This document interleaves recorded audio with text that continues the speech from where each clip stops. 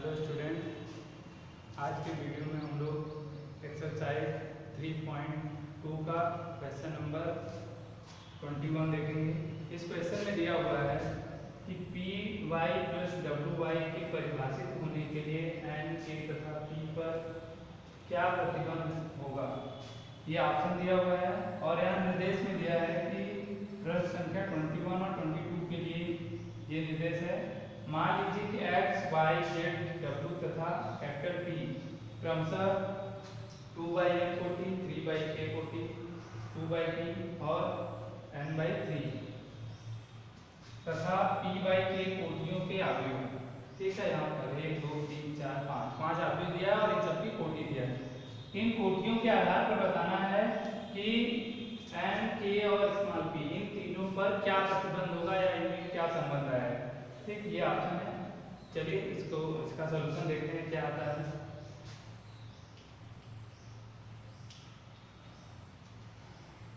तो P Y plus W Y. ठीक, अब इसको सॉल्व करेंगे। ये आरव्यू दिया है, इसका मान नहीं दिया है कि इस आरव्यू के अंदर अवयव क्या है, बस कोटि दे दिया है। तो इस कोटि के आधार पर ही इन सबको ज्ञात करेंगे। तो इससे मान लेंगे, मान जैसे P कोई एक अवयव रहा होगा और वो कितने कोटि का है, P के बारे में दिया हुआ है। P जो है वो p/k कोटि का, स्मॉल p/k कोटि का एक अवयव है। जो y है, y जो है वो 3/k कोटि का है, 3/k कोटि एक अवयव है। W के बारे में दिया हुआ है, ये n/3 कोटि का है। W जो है वो n/3 कोटि।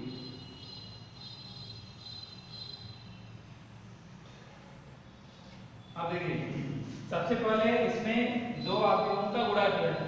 P और Y का गुणा हुआ, फिर W और Y का गुणा हुआ, फिर इनका योगफल किया है।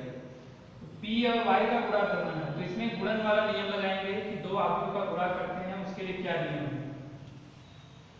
तो सबसे पहले PY, अब PY का अस्तित्व कब रहा होगा, P और Y का गुणनफल कब ज्ञात किया जा सकता है। तो P के स्तंभों की संख्या और y के पंक्तियों की संख्या बराबर होनी चाहिए। तो p का कितना दिया हुआ है, p जो है वो p/k कोटि का है और इनटू y जो है वो 3/k कोटि का है, 3/k कोटि। अब काय के इन दोनों का गुणा हुआ है, यहाँ गुणा दे दिया है पहले से गुणा करके, मतलब इन दोनों का गुणनफल संभव तभी हुआ होगा जब इस पहले अवयव के स्तंभों की संख्या यानी k का मान इस दूसरे अवयव के पंक्ति की संख्या यानी 3 के बराबर, यानी k जो है वो 3 के बराबर रहा होगा, तभी इनका गुणा संभव हुआ होगा। यानी यहाँ से क्या कर सकते हैं कि k = 3 मिला होगा, यानी ये दोनों बराबर रहे होंगे तभी ये गुणा हुआ होगा। अब इसी तरह W और Y को देखते हैं। W और Y, तो W कितने कोटि का है, n/3 कोटि का, n/3 कोटि का W है इनटू Y जो है वो 3/k कोटि का, 3/k कोटि। अब देखिए यहाँ भी इनका गुणा संभव हुआ है क्योंकि इस पूरे का मान पूछा है, गुणा पहले से हो चुका होगा। तो गुणा संभव हुआ होगा यानी पहले के स्तंभों की संख्या 3, दूसरे के पंक्तियों की संख्या 3, दोनों बराबर है तब इनका गुणा हुआ होगा। और जो नया अवयव बना होगा वो कितने कोटि का रहा होगा, गुणा करने पर जो मान मिलता है उसको छोड़ देने के लिए हो जाएगा n/k कोटि का। ठीक है, WY का जो मान आएगा वो n/k कोटि का अवयव हो जाएगा। ठीक, अब क्या करना है, यहाँ से यहाँ पे लिख लेते हैं कि इनका गुणा हुआ होगा तो क्या मिला होगा, k बराबर 3 रहा होगा तो दोनों बराबर हुए होंगे तो इनका गुणा संभव हुआ होगा, और गुणा संभव हुआ होगा तो ये p/k कोटि का बचा होगा, और p/k कोटि का बचा, k का मान पता हो चुका है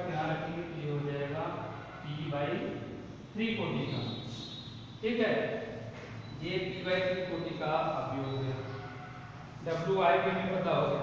अब करें कि इनके योगफल का, तो दो अवयवों का योगफल कैसे ज्ञात करते हैं।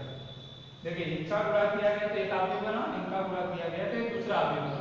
अब इन दोनों का योगफल ज्ञात करना है। तो योगफल तभी संभव है जब दोनों की कोटियां समान हो, दोनों की कोटियां समान हो। तो देखिए यहां से क्या करेंगे, यहां से चलिए इसको मिटा देते हैं, यहां से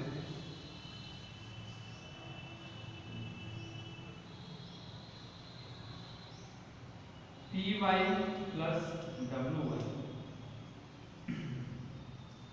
तो देखिए पी वाई का मान कितना है, पी वाई का मान आया है ये, पी वाई का मान है पी बाई 3 कोटि का एक अवयव प्लस, और ये डब्ल्यू वाई कितना है, डब्ल्यू आया है, डब्ल्यू वाई जो आया है वो एन बाई के कोटि का। ठीक, मतलब यहां से क्या कर सकते हैं,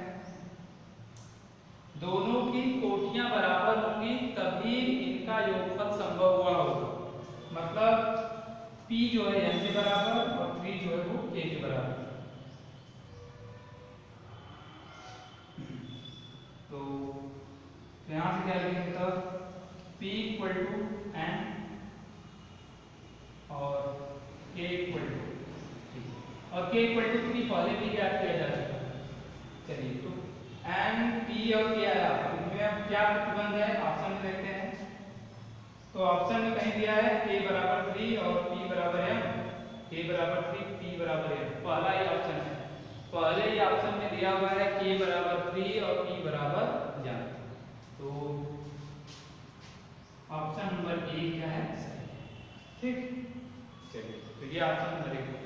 अब इसके बाद देखते हैं क्वेश्चन नंबर 22। क्वेश्चन नंबर 22 में क्या दिया है कि यदि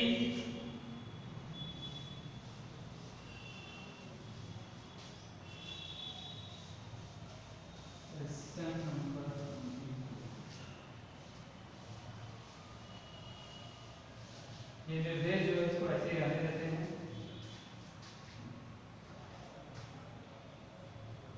क्वेश्चन नंबर 22 में क्या दिया है कि यदि n इक्वल टू p, यदि n इक्वल टू p तो अवयव 7x माइनस 5z की कोटि क्या है। तो अवयव 7x माइनस 5z की कोटि है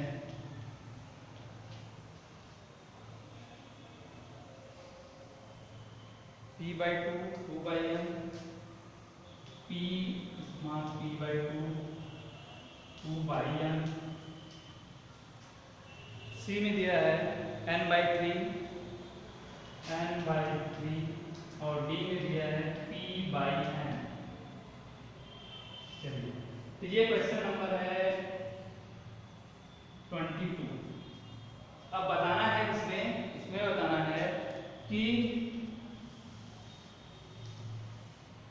ये जो अवयव दिया है इसकी कोटि कितनी होगी। यहाँ अवयव है 7x माइनस 5z, इसकी कोटि बताना है। देखिए किसी अदिश से गुणा करेंगे तो अवयव की कोटि में कोई परिवर्तन नहीं होगा, तो इसी तरह यहाँ पे भी होगा।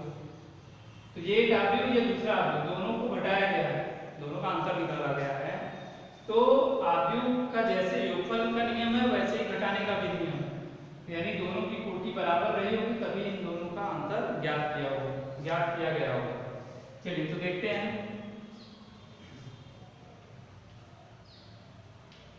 तो सॉल्यूशन में देखते हैं सॉल्यूशन इसका। तो 7x माइनस 5z, ठीक है। तो पहले यहां से लिख लेते जो निर्देश में दिया था।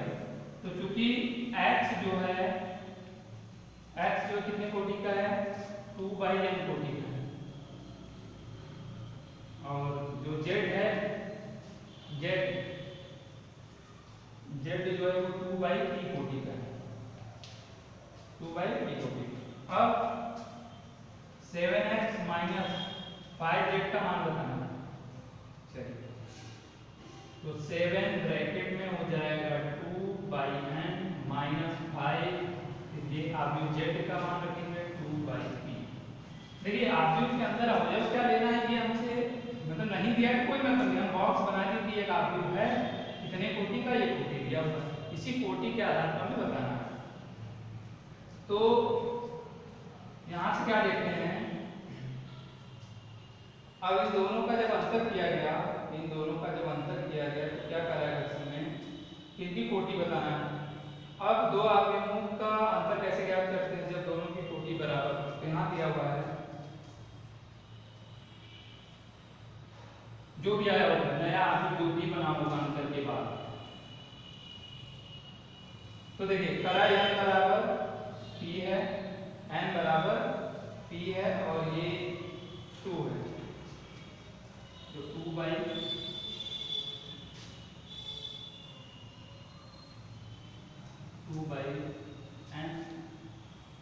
2/n। देखिए 2/n क्योंकि इधर बगल में लिख देंगे क्योंकि n इक्वल टू p है, n इक्वल टू p है या p इक्वल टू m, तो हम m के स्थान पर क्या रख देंगे, सॉरी p के स्थान पर क्या रखेंगे, p के स्थान पर m रखेंगे। तो कहने के लिए कह सकते हैं कि जब दोनों बराबर है तो m के स्थान पर p भी तो रखा जा सकता था, हाँ रख सकते हैं। अगर m के स्थान पर p रखेंगे तो ये 2/p हो जाएगा, और ऑप्शन में देखिए कहीं 2/p कोटि का आव्यूह दिया है 2/p, ये p/2 है, 2/p नहीं है, ऑप्शन नहीं मिल रहा है।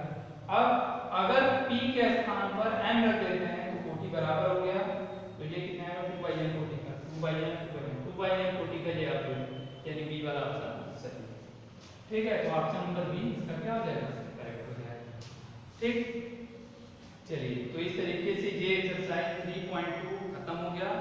इसके बाद हम लोग अगले वीडियो में 3.3 का एक्सरसाइज देखेंगे। ठीक।